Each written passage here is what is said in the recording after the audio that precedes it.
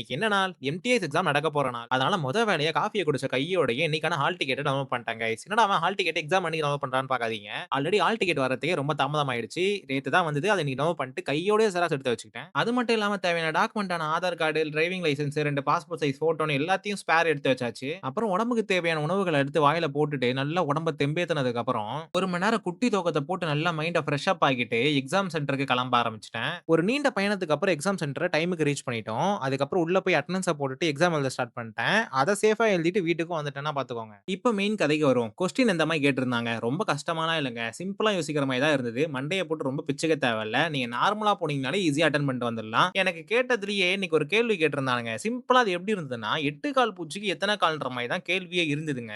அந்த அளவுக்கு ஈஸியா இருந்ததுன்னா பார்த்துக்கோங்களேன். சோ உங்க மேல நம்பிக்கை வச்சு எக்ஸாம் எழுதுங்க. எல்லாமே நல்லபடியாவே நடக்கும். அதுக்கப்புறம் எக்ஸாம் முடிச்சு வந்ததுக்கப்புறம் நம்ம பரமசிவம், அவரது நண்பர் டேனியல் பாலாஜி மற்றும் சுபாஷோட இன்னைக்கு ஒரு அட்டிய போட்டுட்டு இன்னைக்கான நாள முடிச்சுக்கிட்டேன். மீண்டும் நாளை ஒரு புதிய நாள்ல, புதிய வீடியோல உங்கள சந்திக்கிறேன் கைஸ். பாய்.